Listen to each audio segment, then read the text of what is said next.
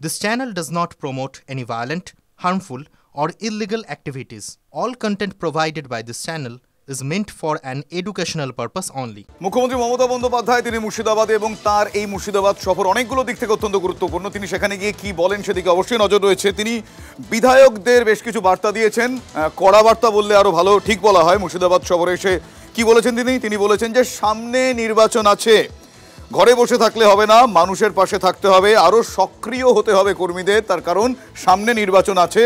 দলীয় কর্মীদের পাশাপাশি প্রশাসনকে আরো সক্রিয় হওয়ার নির্দেশ দিয়েছেন।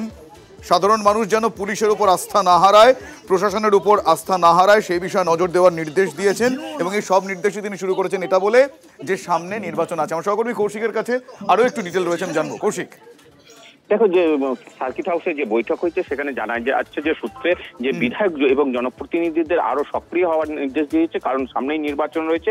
সেই নির্বাচনের কারণে যাতে মানুষের উপর যারা আরো ভরসা পায় তৃণমূল, সেই জায়গায় সেই আস্থা ফেরাতে। সক্রিয় তো একটা টার্ম, সক্রিয় হতে হবে, তাদের অ্যাক্টিভ হতে হবে, সেটা আমরা বুঝলাম, কিন্তু সক্রিয় হচ্ছেন কিভাবে হবেন সেই নির্দিষ্ট কিছু দিক তিনি বলেছেন যে এই কাজগুলো করতে হবে, এই দায়িত্ব পালন করতে হবে। দেখো, প্রত্যেকটি এলাকায় মানুষের সাথে জনসংযোগ করার জন্য যে সক্রিয় কথাটা বলা হয়েছে, সেখানে মানুষের সঙ্গে জনসংযোগ করার জন্য কথা বলা হয়েছে, পাড়ায় যাওয়ার কথা বলা হয়েছে এবং যে বিধানসভার বিধায়ক রয়েছেন তাদের বিধানসভার যে বিভিন্ন এলাকা রয়েছে সেই সব এলাকায় যাওয়ার কথা বলা হয়েছে। সাংগঠনিক নেতাদের বিভিন্ন কর্মসূচি, মানুষের সাথে জনসংযোগ যেন আরো বাড়ানো হয়, যাতে কোনো রকম তাদের থেকে মানুষ যেন সম্পর্কে যেন না ছেড়ে যায়, সেই দিকে কিন্তু নজর দিতে বলা হয়েছে। এবং যারা অন্যান্য জনপ্রতিনিধি রয়েছে পঞ্চায়েত স্তরের বা সবকিছু, সেখানে সব ক্ষেত্রে পঞ্চায়েত স্তরে বা পঞ্চায়েত যে ত্রিস্তর পঞ্চায়েত রয়েছে, জেলা পরিষদের সভাধিপতি, তারাও কিন্তু সাধারণ মানুষের সাথে কার কি প্রয়োজন, যে পঞ্চায়েতের যে সুবিধা, সেই সব সুবিধা পাইয়ে দেওয়ার যেমন ব্যবস্থা করবেন, সেরকম যাদের অসুবিধা রয়েছে তারা পেয়ে খুশি কিনা সেই বিষয়টিও কিন্তু সাধারণ মানুষের সমস্যার সমাধান করার জন্য তাদেরকে আরো এগিয়ে আসতে বলেছেন, জনসংযোগ বাড়াতে বলেছেন। সার্কিট হাউসে দলীয় কর্মীদের বৈঠক, এই বিধায়কদের সঙ্গে সাক্ষাতের পর এমনই নির্দেশ দিয়েছেন মুখ্যমন্ত্রী মমতা বন্দ্যোপাধ্যায়। ধন্যবাদ কৌশিক।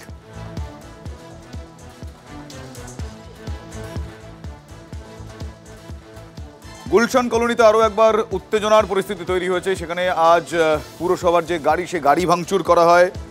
পাইপলাইনের কাজ করতে এলে পুরসভার কর্মীদের মারধর করা হয় বলেও অভিযোগ উঠছে। কাউন্সিলরকে গুলি করে খুনের হুমকি দেওয়া হয় বলেও স্থানীয়রা অভিযোগ করেছেন। দুষ্কৃতীদের বিরুদ্ধে এলাকার উন্নয়নে বাধা দেওয়ার অভিযোগ তুলেছেন তৃণমূল কাউন্সিলর সুশান্ত ঘোষ। সেই ছবি আপনারা দেখছেন এই মুহূর্তে। কেন উত্তেজনার পরিস্থিতি বললাম, এই ছবি সেটা প্রমাণ করছে। বাঁশ রড হাতে নিয়ে ঠিক এভাবেই সেখানে মারামারি হয়।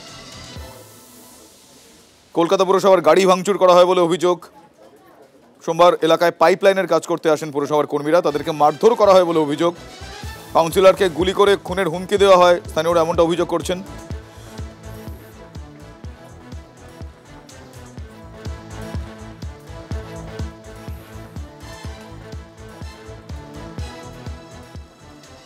অন্যদিকে উজ্জয়নের মহাকালেশ্বর মন্দিরের যে শঙ্খদ্বার, সেই শঙ্খদ্বারে আজকে ভয়াবহ আগুন লেগে গিয়েছে। ভয়াবহ আগুন এ কারণে বলছি, আপনাদের ছবিটা দেখাবো।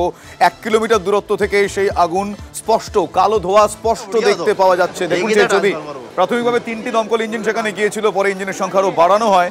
যেটা জানা যাচ্ছে যে ক্লোজ সার্কিট ক্যামেরার যে কন্ট্রোল রুম, সেই কন্ট্রোল রুমে যে ব্যাটারি, সেই ব্যাটারিতে প্রথম শর্ট সার্কিট হয়ে যায়, সেখান থেকে আগুন লাগে এবং এই ভয়াবহ আকার ধারণ করে আগুন।